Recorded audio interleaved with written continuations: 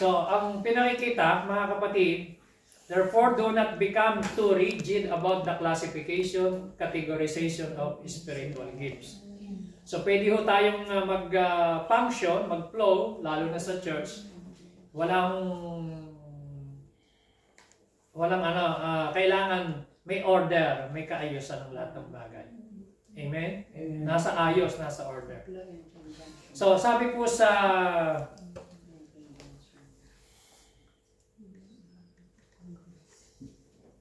number 10, gifts empower membership gifts and ministry gifts. Yan. Magkaiba po yung yung membership gifts at saka yung ministry gifts.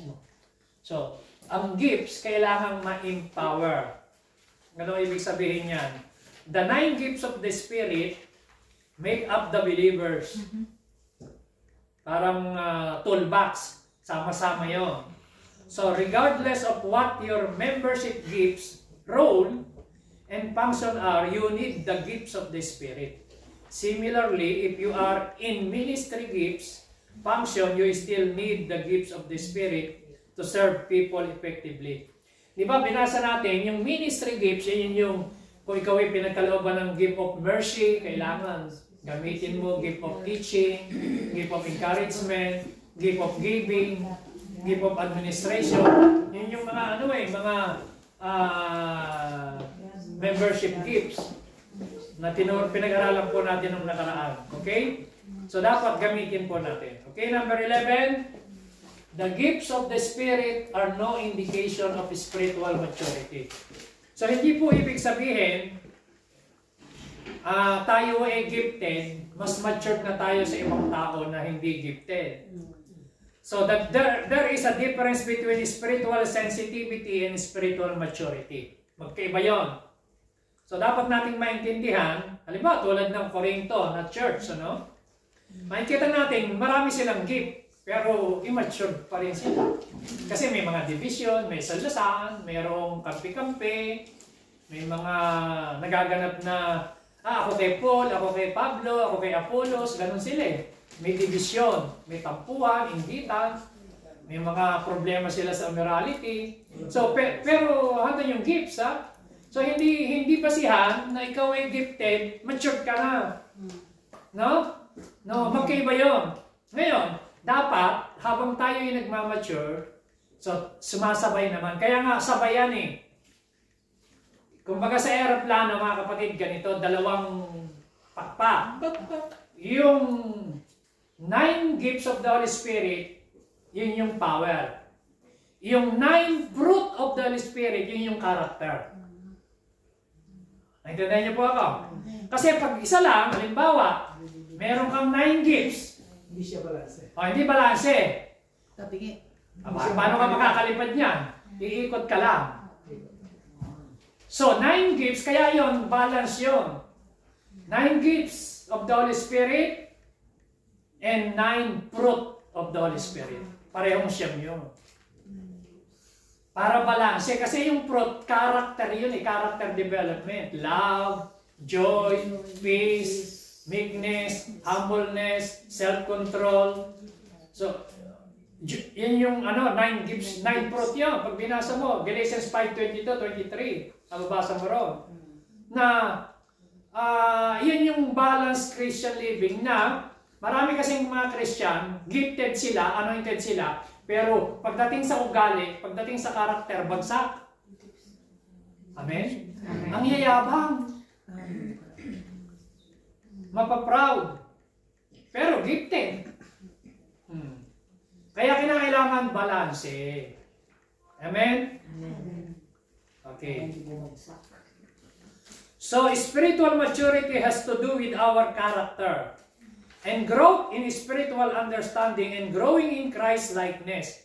So, we need to develop in both. Pareho dapat i-develop. Hindi lang tayo magpo-focus sa gifts, tapos naiiwanan naman yung fruit of the Spirit. Amen?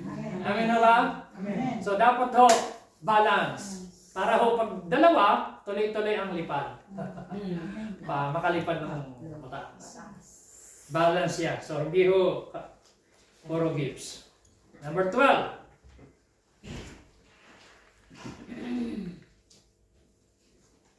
gifts of the Spirit. Ayaw nang mag-move.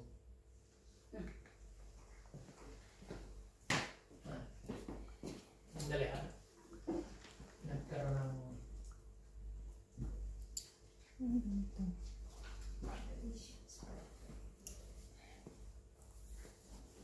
Meron palang lumabas na ano rin eh. Na announcement. 12. Ay pa rin. Manifested anywhere at any time. Kahit alam nyo, yung pong gift na yan, pwedeng mag-manifest yan sa iyo, gamitin ka ng Lord. Kahit personal lang, kahit dalawa lang kayo, pwedeng sa church, o kaya kahit kasama may pamilya mo, pwedeng mangyari yun. Anywhere, anytime. Sa loob ng church, sa labas ng church, kahit nasan ka, pwedeng mag-manifest yung gifts na yan. Amen? Amen. Amen ba? Amen. So the gift of the Spirit can be manifested through the believers everywhere at any time. So we must remain desiring for the gifts at all times, ready to work with the Spirit of God. The gifts of the Spirit in everyday life, in your home, in your school, college, workplace, everywhere, pwede hong mag-manifest ang gifts of the Holy Spirit. Okay? 13. Corporate. Pag sinabing corporate, yung collective group. Corporate o collective expectation and desire can increase the manifestation of the gift of the Spirit.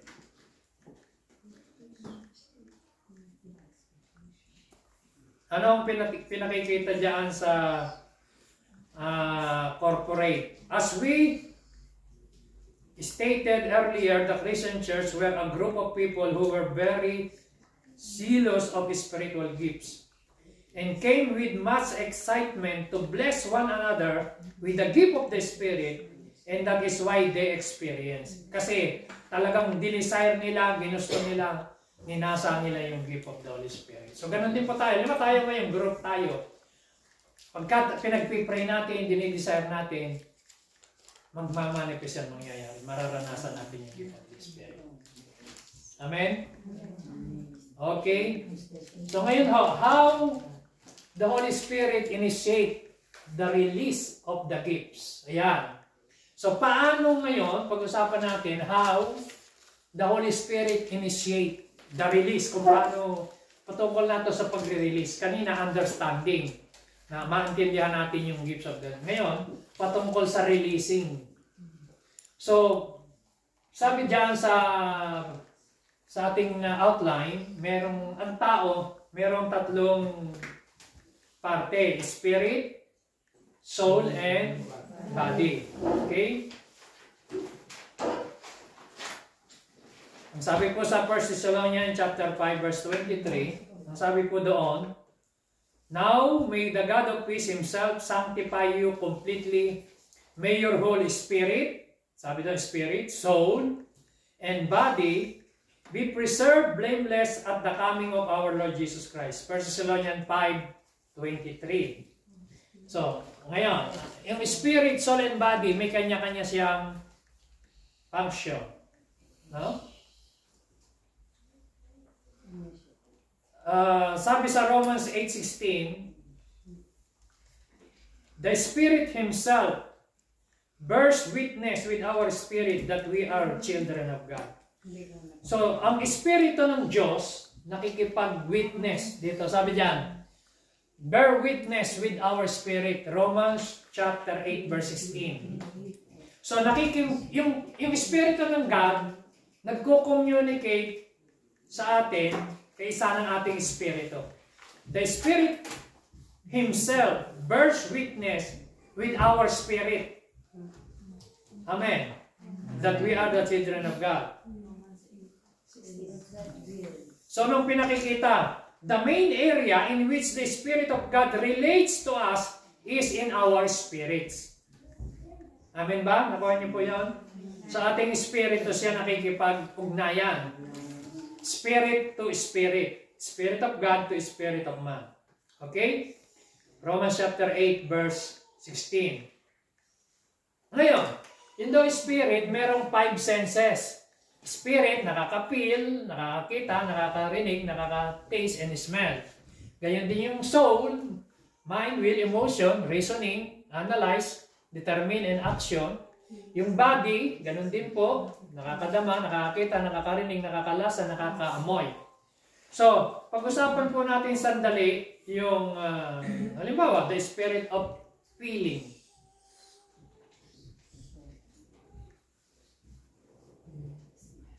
O the spirit of seeing. So ano ba yung the spirit of feeling? Alam niyo po, yung spirit na pipil mo, kapag ka ikaw ay sensitive sa spirit, pwede mong ma-feel. Napipil mo sa sarili mo kung ano yung gusto ng banal na espiritu. Nararamdaman mo, pag ikaw ay sensitibo na, you feel the presence of God. You feel the desire of the Holy Spirit. So, yung physical na pakiramdam mo, napipil mo siya. So, we can have feelings of joy, quietness, and peace in our spirit. Di po ba? Pagka ikaw ay masaya, napipil mo yung joy, yung quietness, and kapayapaan sa ating spirito. So, we can feel restlessness, uneasiness, a steering or motivation to action. A feeling of tightness or discomfort, bitterness or anger, napipil natin yan. Weighty feeling and so on. So this feeling can come and go as a flash or can continue for a period of time in our spirit. So with each feeling, there is actually a message that the Holy Spirit is communicating to us. So napipil mo. Amen ba? Naintindihan niyo po ba ako? Sa spirit. Nadidiscern mo, nararamdaman mo na, tingnan nyo yung mga tao, halimbawa may problema, napipil mo siya. Nadidiscern mo na siya, may kabigatong dinadala. Ganon din yung yung seeing. Di ba? Sa spirit naman, yung seeing, pwede kang makakita ng vision, nakikita mo sa vision, revelation, o mga picture, dreams, trance, seeing in the spirit realm. No? Yun. Through the Spirit. Nakikita mo, dreams, pinakita sa'yo sa panaginip, pinakita sa'yo sa vision, okay? Dinala ka sa trance. Kamukha ni John, dinala siya sa island of Patmos. Kaya yung Book of Revelation, vision yan, nakita niya, para siyang nanonood ng sine. Yung mangyayari in the future, pinakita yan kay John, nandun siya sa island of Patmos. Ang sabi ng Bible, pag binasa mo yung Book of Revelation chapter 1, siya po ay na-caught up in the Spirit, sabi ron. Caught up in the Spirit. Dinala, kumbaga dinala siya ng Spirit. Si Paul, may patotoong ganyan. Sabi niya, sinasabi niya, hindi niya alam kung siya gising o tulog. Pero nakita niya, nakarating siya, nakita niya yung third heaven. So mga kapatid, ang spirit of seeing, bukas yung spiritual eyes mo, nagkakaroon ka ng vision. May naranasan na ba kayong gano'n? No, meron kayong vision na pwede mo nakikita. At pwede naman natulog ka. Vision din yun. Di ba? Ngayon, kung tulog kayo, tapos nakakita ka ng vision, di ba ka nakatulog ka ngayon?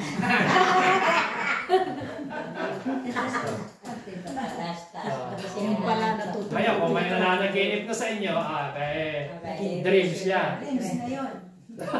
Dreams na yun. Tatapos na po tayo. So iba naman yung trance. Kamukha ng yung Acts chapter 10, yung naranasan po ni Pedro. Pinakita sa kanya na may mga iba-ibang hayop na bumagsak na gano'n na pinakakain sa kanya. Okay, alam niyo na po yan, no? Acts chapter 10. So ngayon, seeing in the spirit realm, nakikita niyo po yung dadaling ka sa realm in the spirit, tapos makikita mo yung mga, parang nanonood ka ba ng sine, nakikita mo, nangyayari. Ang ganyan yan, pag ikaw ay nasanay sa mga spiritual na bagay, maintindihan niyo po yung sinasabi ko. So the spirit sense of hearing. Yung iba talagang very clear, naririnig nila yung, bihira naman yun, yung small still voice na naririnig mo. Pero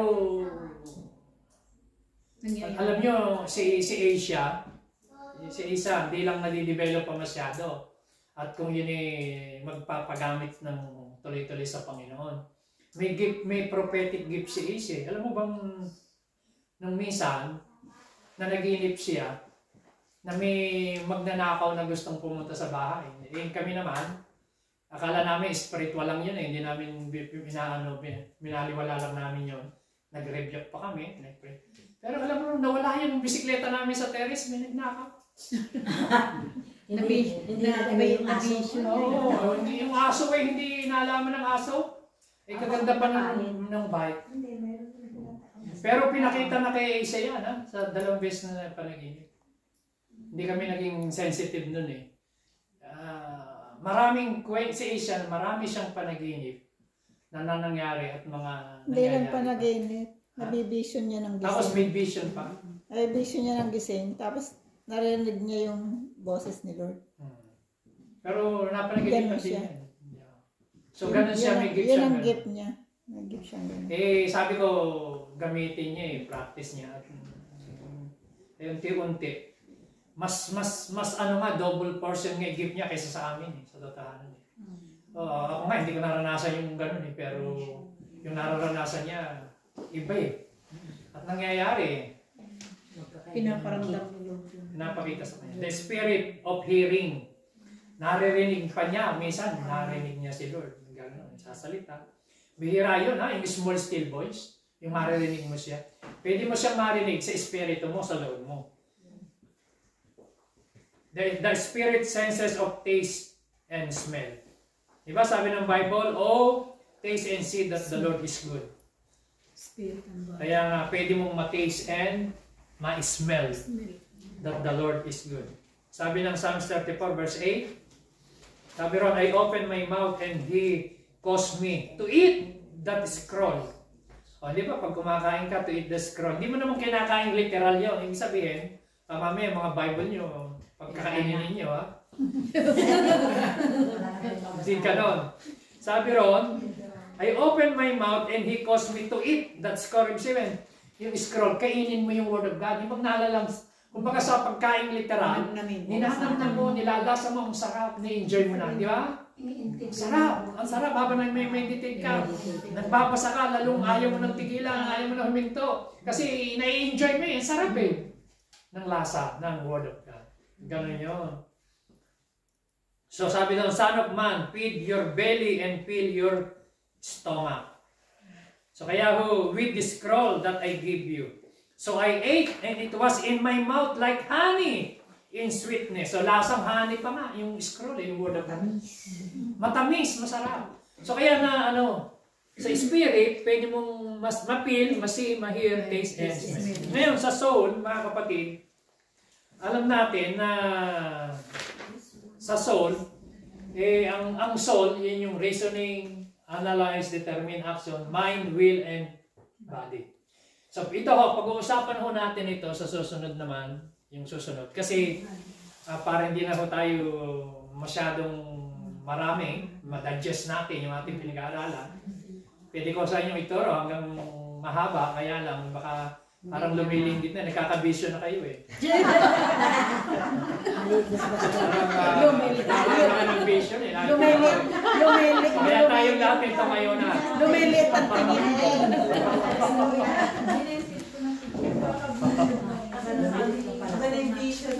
Amen.